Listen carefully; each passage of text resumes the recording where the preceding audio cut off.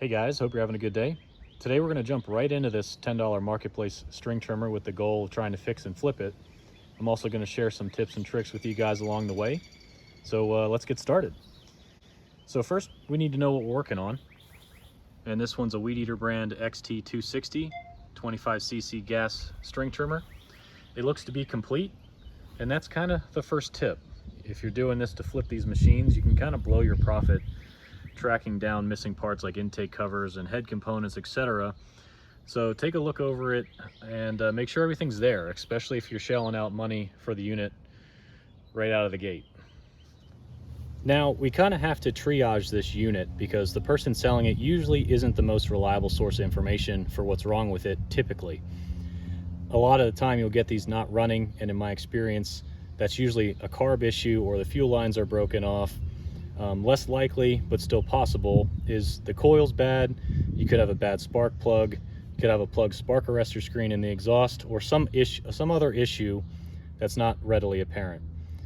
The quick test to see if you have a fuel-related issue is to shoot some carb spray into the intake and see if it'll fire off, if it won't first start with some fresh fuel. This will tell you right off the bat that you have spark and compression. So since the lines are still intact here, I put some fresh gas in here, and we're going to try that first.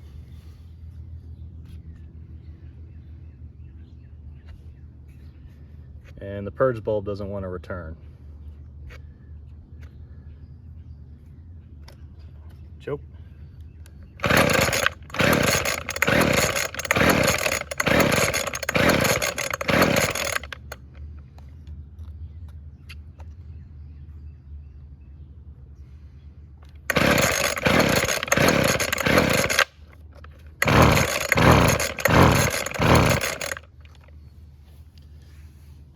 Okay, let's try the spray.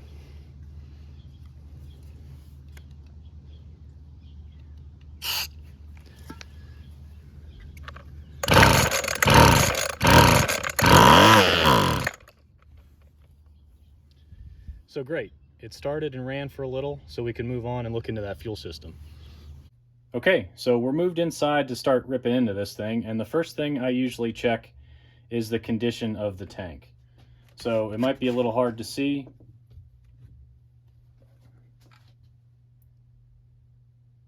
but there is no filter on the end of that line, and that little black thing is the fuel cap tether that fell off and fell into the tank.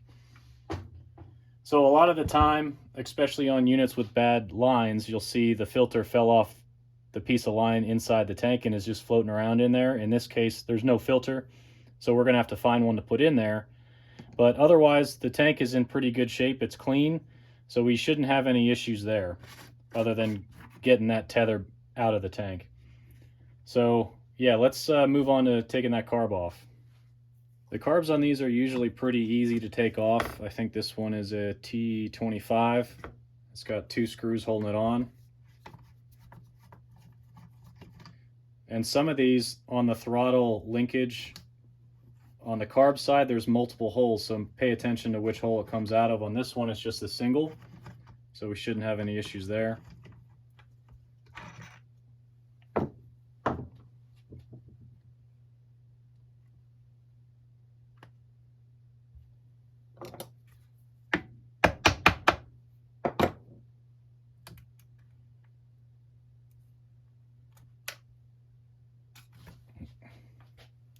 Got squirted on. Okay, so this is a ZAMA carb. You can see ZAMA right there. And the way you find out which carb it is usually on a recess for one of the mounting holes or mounting screws. There's the marking in there that says C1U right in there. Might be hard to see for you guys. And then on the other side of the unit, it's got W18A very faintly on there, so you guys might not be able to see that either. But that information's critical for trying to find the kit part number if we need to replace the diaphragm and gaskets in this thing.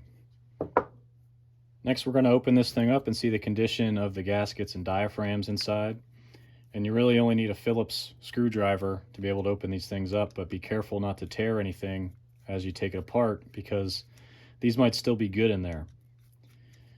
So this is the pumping side.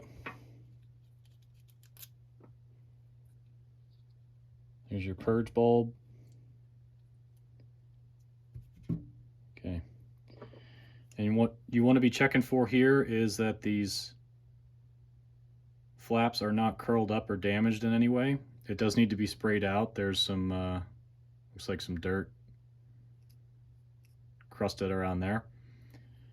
And then you want to check the screen on the body of the carb, which looks to have that same stuff in there. And that's likely because they ran this thing without a filter. That's why filters are important, to stop dirt from getting inside the carb. So let's take the other side off. This is the diaphragm side.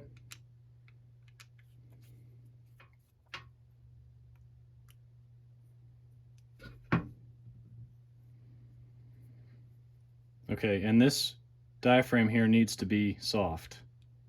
And you can kind of tell it's a little warped and stiff. So it should probably be replaced.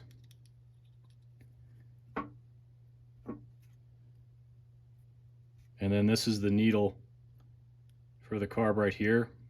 And as the diaphragm moves up and down, it pushes on this arm and meters fuel through the carb to run the engine. So that's moving fine, so I don't think there's any reason to take that out. But yeah, this needs to get sprayed out. I'm going to do that.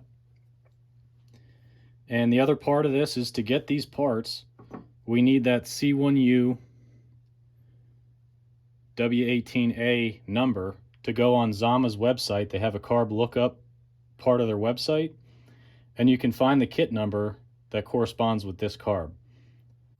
So everything's sprayed out and clean. I got that screen clear. One thing to test too on that screen is you can fill that with carb spray and hit the rocker arm on the other side and make sure that the fluid goes through the screen. Sometimes the screen can be clogged there, and you might have to replace or clean the screen that's there. With the dirt that was in there, we didn't have an issue, but sometimes that is. And I think for the sake of the video, I'm going to try to reuse this. It is pliable still. It's not in the best of shape. But the kit for this carb is GND12. And the rebuild kit was RB115, I think. I'll put those up on the screen for you guys. But I got everything sprayed out and clean, and we'll get this put back together. And we'll move on to doing the fuel lines. Oh, and I did want to mention, I am going to put a new purge bulb on there because the other one seemed kind of squishy.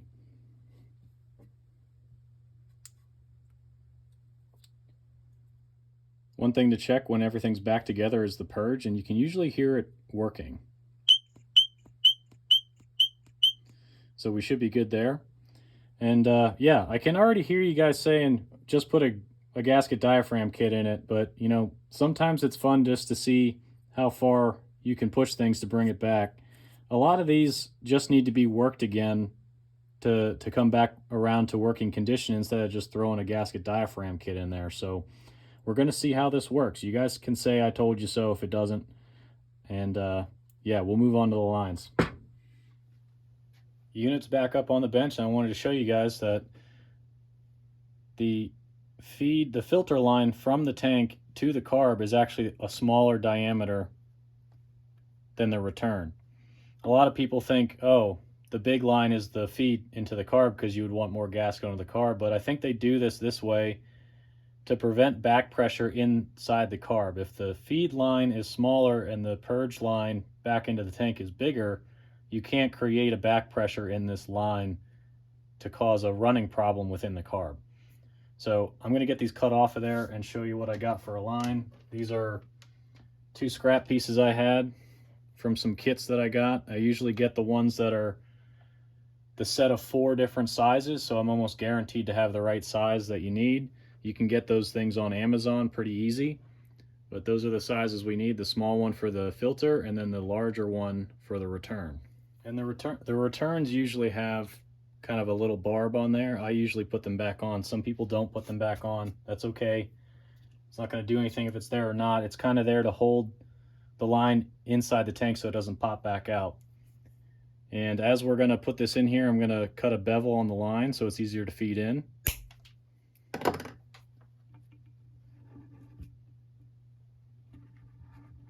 And we're going to twist it in there until we can get it on the other side with some needle nose.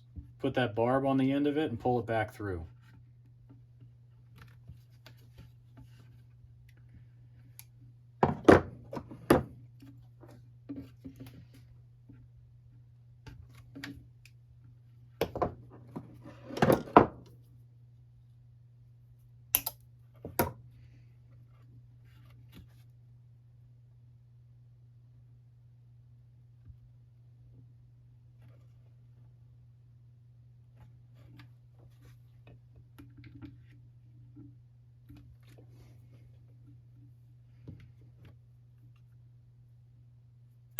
Okay, so now the skinny line. And if you didn't believe me, this was the old line. This is the new one that we're going to use. It's the same size. And I have two filters, this style and this style, and I can already tell this is going to be really hard to get on there. So I might try this style first.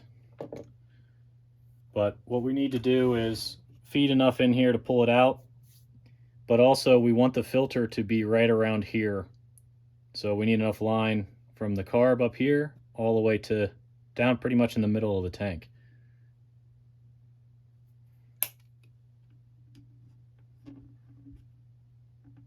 Sometimes some WD-40 helps.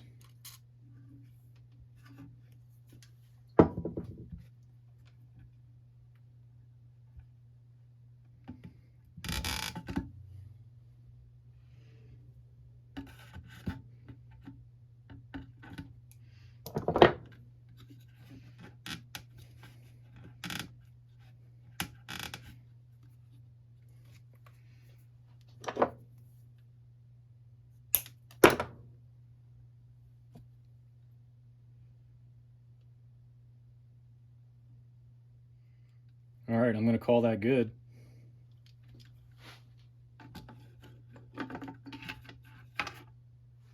You can see it's sitting right in the bottom section of that tank.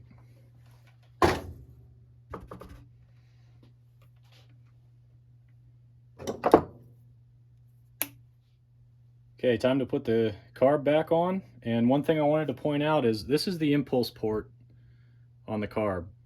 And what that does is receives a pulse from the engine to continually pump fuel through the carb to run the machine. So if this thing is blocked, you won't be feeding fuel into the carb and it'll kind of start but then just die off. So you want to make sure that any gaskets you have or take off have this aligned correctly. You can see the witness marker where it was on this channel here. So this goes on like that. But yeah, that's a pretty important part of this.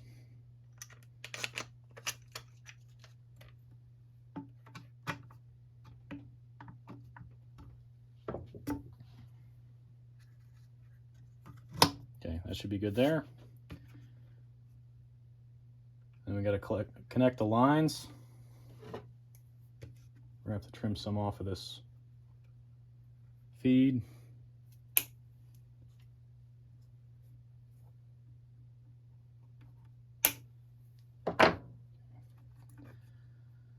Filter line went on the bottom.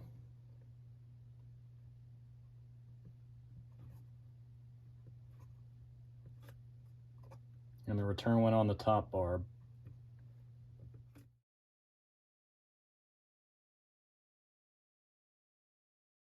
Okay, we're ready to put some gas in this thing and see how we did.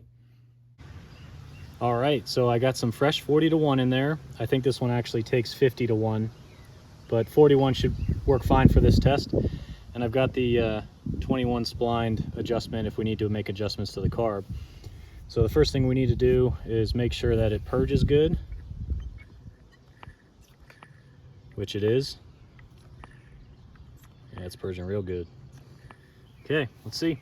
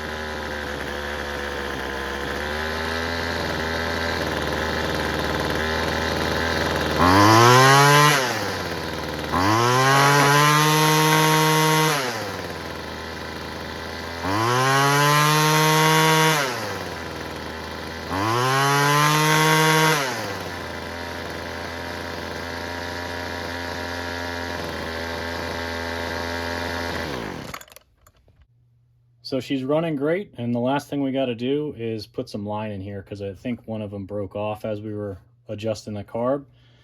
I think the head on this, I don't think this is a knob that twists out. I think you just pull the whole thing out. So let's see here. Yeah. So that's the old line. Looks like it takes 065 and 080. So I got some 080 here. We'll spool that in there. Let's see, which way do we need to go? It goes in that hole there. And then you wind this way.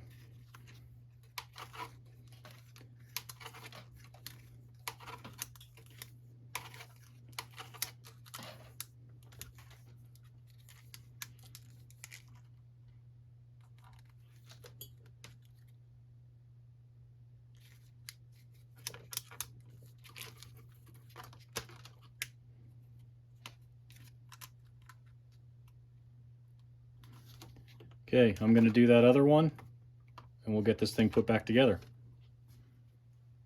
Line head's full.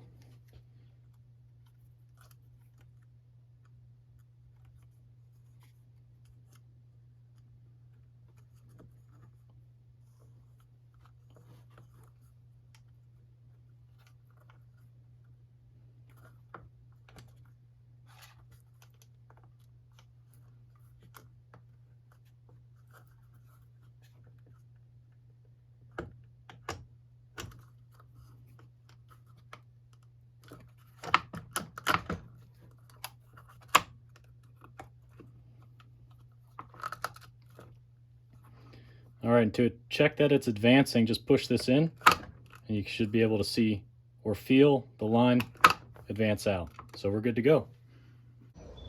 All right, guys, well, I guess we'll leave this one here. Didn't need a carb kit after all. Just some new lines of purge bulb and a fuel filter. We'll obviously need to hold on to it to test it a little bit further, make sure nothing pops up before moving it along. But yeah, it runs great. The head's full of line, and it's ready to go. So thanks for joining me on this one, and I'll catch you on the next one.